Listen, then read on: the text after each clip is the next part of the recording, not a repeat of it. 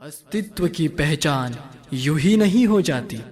हमारा समाज हर घिनौनेपन की हद पार करने लगा है। अब नफरत की आग में खुद से जलने और दूसरों को जलाने लगा है। अब वादों में अब फरेब नजर आने लगा है। इंसाफ भी अंधा बहरासा होने लगा है।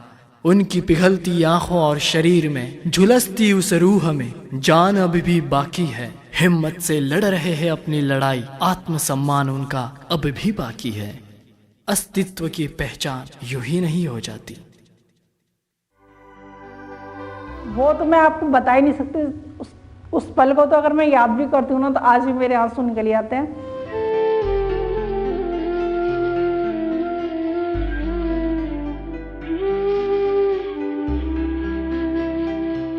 स्टार्टिंग तब हुई थी जब ये इंसिडेंट हुआ था और मेरे ऊपर एसिड डला था। शायद उस टाइम की ये फीलिंग थी। उस टाइम बहुत ज़्यादा पेन था, गुस्सा था। जब ये एसिड डला था मुझे फील तो हो गया था, क्योंकि जैसे ही मैंने अपने फॉरहेड को पकड़ा तो यहाँ पे पकड़ते ही पूरे एसिड बहता हुआ मेरे फेस पे आ रहा था। और जैसे ही मैंने उसको छूने की कोशिश करी और जितनी चीज़ों को छुआ तो मैंने छूते ही देखा तो मेरे सारे बाल मेरे हाथ में आ गए। उसको देखने के बाद मुझे ऐसा लगा जैसे मोम टाइप में पिघलता है, वैसे मेरी स्किन पिघल रही थी। तो शायद सबसे बड़ा मेरे लिए झटका तब था, क्योंकि इंसिडेंट से पहले मेरा जो फेस था वो बहुत अलग था। शायद उसने यही चीज़ फोकस करी कि मैं इसको डिस्ट्रॉय कर दूं, बर्बाद कर दूं।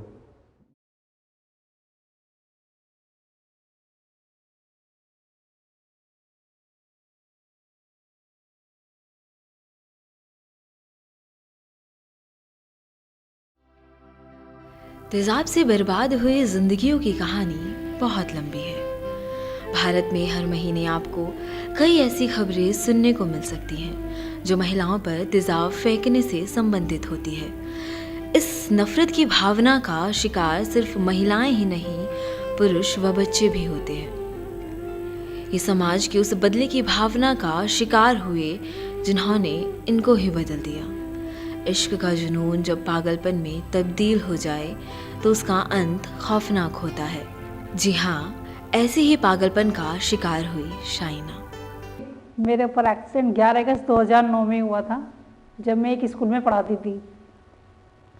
उस स्कूल में पढ़ाती थी, जब स्कूल के अंदर ही मेरे साथ ये हादसा हुआ था। मेरे से एक लड़के ने आई लव यू बोला था, तो मैंने उसके थप्पड़ मार दिया था।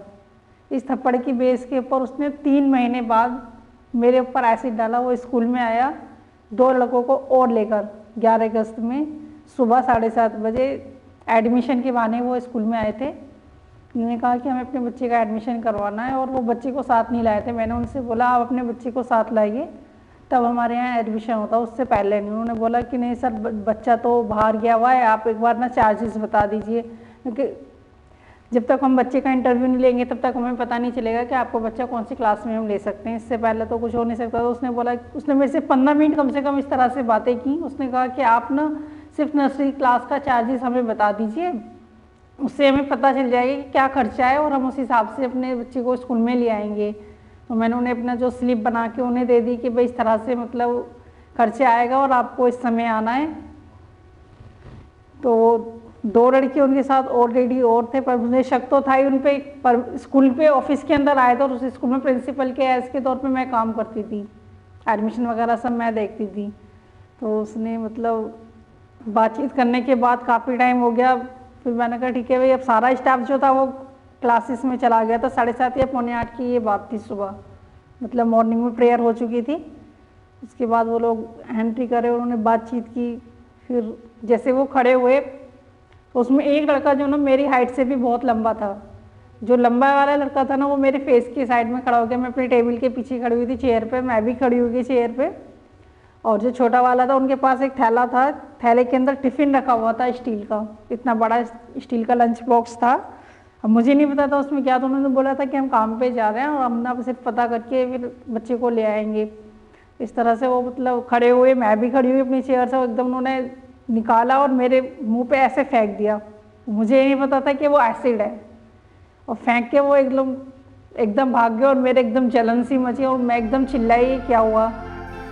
भारतीय समाज महिलाओं की उस दर्दनाक कहानी को बयां करती है जिस सूरत में महिलाओं के लिए अपने वजूद को बचा पाना नामुमकिन होता है।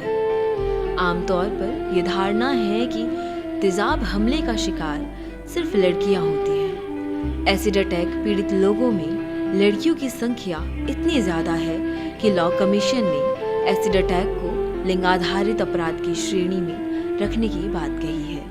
लेकिन आपको जान के आश्चर्य होगा कि तेजाब हमले में पुरुष पीड़ितों की संख्या में तेजी से इजाफा हुआ है। इसका बड़ा कारण यह है कि पुरुषों में होने वाले ज्यादातर मामले दर्ज ही नहीं किए जाते। मेरठ में रहने वाले चंद्रहसन मिश्रा भी इसी क्रूरतावादी सोच का शिकार हुए।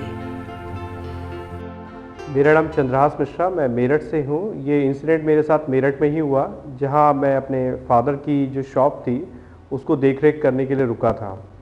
उस दिन शायद मेरे पापा 2 दिन के लिए बाहर गए थे, जिसकी वजह से मुझे अपनी शॉप को देखना पड़ा। तभी अचानक मैंने एक घटना देखी कि एक बंदा खड़ा होकर के शॉप के बाहर आती जाती लड़कियों को छेड़ रहा था। वो बंदा वहाँ के जो हमारा गोदाम था उसके शॉप का लैंडलॉर्ड का बेटा था। तो जस्ट मैंने नॉर्मली हम लोगों को जैसे सिखाया जाता है कि कुछ गलत हो तो उसे रोको, वही शायद मैंने करा और उसे वहाँ से जाने के लिए बोला। लेकिन शायद उसको वो अच्छा नहीं लगा, उसे लगा कि शायद वो उसके लिए कुछ अलग हो गया, मतलब कोई नकारात्मक लगा उसे, और उसने उसके अगेंस्ट मुझे धमकी दी कि जो मैं कर रहा हूँ करने दो, अदरवाइज़ मैं तुम्हें ऐसा कर दूंगा कहीं मुँह दिखाने के काबिल नहीं रहोगे। शायद उस चीज़ को मैंने ज़्यादा सीरियसली नहीं लिया और इग्नोर करके मैंने उसके फादर को ये कंप्लेंट करी कि आपका बेटा ऐसे ऐसे कर रहा था, और जिसकी वजह से मैंने जब उसे हटाने की कोशिश करी तो उसने मेरे को ऐसे ऐसे धमकी दी है, क्या मैं इसकी पुलिस में कंप्लेंट करूं या आप इसे संभालेंगे। तो उनका जवाब आया कि मैं हाथ जोड़ के माफ़ी मांगता हूं, आगे से ये ना आपको परेशान करेगा ना आपके खिलाफ़ कुछ ऐसा एक्शन लेगा। मुझे लगा शायद यहाँ ही बात ख़त्म हो गई, आगे मुझे कुछ इसमें कुछ बोलने की या करने की ज़रूरत नहीं है। लेकिन ये यहीं तक सीमित नहीं रहा। 2 दिन बाद लगातार वो मुझे 2 दिन तक फॉलो करता रहा। दूसरे दिन 8/9/2011 की घटना है, वो लगातार सुबह से मुझे फॉलो कर रहा था। मुझे लगा कि शायद ऐसी ताक झांक कर रहा है, लेकिन वो बहुत देर से मुझे फॉलो कर रहा था। जब मैं अजीब लगा तो मुझे अपने शॉप को क्लोज़ करके जाते हुए जब लास्ट में जाने जाने का रास्ता एक ही था, जहाँ पे वो उसका घर का गेट था, वो अपने घर के गेट के बाहर खड़ा था एक छाता लेकर के, और जस्ट लाइक जैसे ही मैं वहाँ से टर्न हो रहा था, उसने एक बकेट टाइप की थी, उसमें मुझे नहीं पता था क्या था, लेकिन जैसे ही मैं गुजरा तो मेरे ऊपर उसने थ्रो करा। मैं अपने फादर के स्कूटर से था और सामने से, क्योंकि मुझे ये घटना फॉलो करने की थोड़ी अजीब लगी, तो मैंने अपने ब्रदर को बुलाया कि मेरे को लेने आ जाओ, मुझे थोड़ा अजीब लग रहा है। तो वो जस्ट मेरे सामने से आ रहे थे मुझे लेने के लिए, और हम जहाँ टर्न हुए वहीं पे मेरे उस बंदे ने मेरे ऊपर एसिड डाला। तेजाब के कुप्रभावों पर हुए रिसर्च यह बताते हैं कि तेजाब इंसान की त्वचा के साथ साथ भीतर भी असर छोड़ता है। आंखों पर तेजाब पड़ने से आंखों की रोशनी चली जाती है, हड्डियां वक्त से पहले कमजोर पड़ जाती हैं। तेजाब से जले हुए इंसान का इलाज बहुत महंगा होता है। भारत में हर साल करीब 500 लोगों पर एसिड अटैक होता है। वहीं दुनिया भर में यह आंकड़ा 1500 है। इसमें महिलाओं की संख्या सबसे ज्यादा है। प्यार में असफलता, छेड़खानी, दहेज और जमीनी विवाद में ऐसी घटनाएं सबसे अधिक होती है। सिर्फ और सिर्फ वन साइड लव की वजह से होता है। समटाइम ऐसा भी देखा गया, कुछ स्पेशल केसेस में ऐसा भी देखा गया है जिस केस के अंदर ऐसा कि भाई कोई पुरानी जाति दुश्मनी हो उस चीज़ के लिए और उसको पूरी तरह से बर्बाद करने के लिए, लाइफ को पूरी तरह से डिस्ट्रॉय करने के नेचर के देखते हुए उसको।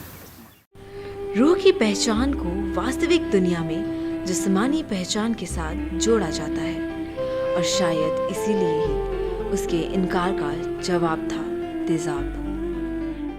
ये बात तो वो इंसान ही नहीं है जो ऐसे काम करता है, उन्हें इंसान तो कह ही नहीं सकते। उन्हें ये लगता है कि बस एक ना करी। ज़्यादातर जो एक्सीडेंट हुए होंगे ना, सिर्फ ना ये बेस रहा होगा कि उसने ना किया, उसके ऊपर तेजाब डाल दो, तो वो किसी और की भी नहीं हो सकती। लेकिन ये गलत है, और मेरा कहना या मानना भी है मुझे यही है कि जिसने मेरे पर तेजाब डाला उसने मेरा सिर्फ चेहरा बदला है, मेरे मन या दिल को नहीं बदला।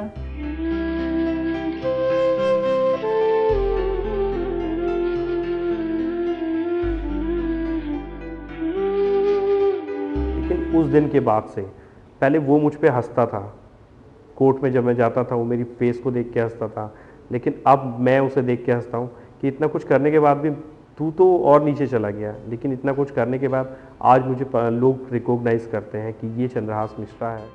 नेशनल क्राइम रिकॉर्ड ब्यूरो की माने तो उत्तर प्रदेश, मध्य प्रदेश और दिल्ली में ऐसी घटनाओं का ग्राफ सबसे ऊपर है। साल 2014 में केवल यूपी में ही एसिड अटैक के 185 केस दर्ज किए गए हैं। भारत के साथ ही पाकिस्तान, बांग्लादेश और अफगानिस्तान जैसे देशों में भी एसिड अटैक की घटनाएं बहुतायत होती है। क्या ये सच में वही वंदन की धरती है, अभिनंदन की धरती है, जिसका सपना कभी अटल जी ने देखा? क्या ये सच में वही सोने की चिड़िया है, जहाँ हर बालक एक मोहन है और हर बाला एक राधा? आज ऐसे ही सवालों के घेरे में खड़ा है हमारा समाज। भारतीय दंड संहिता के अंदर इसको बहुत अच्छे से डिफाइन किया गया है।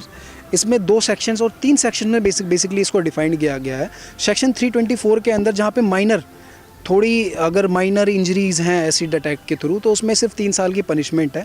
और 326 के अंदर 2 सेक्शंस में इसको डिवाइड किया गया है, 326A एंड 326B।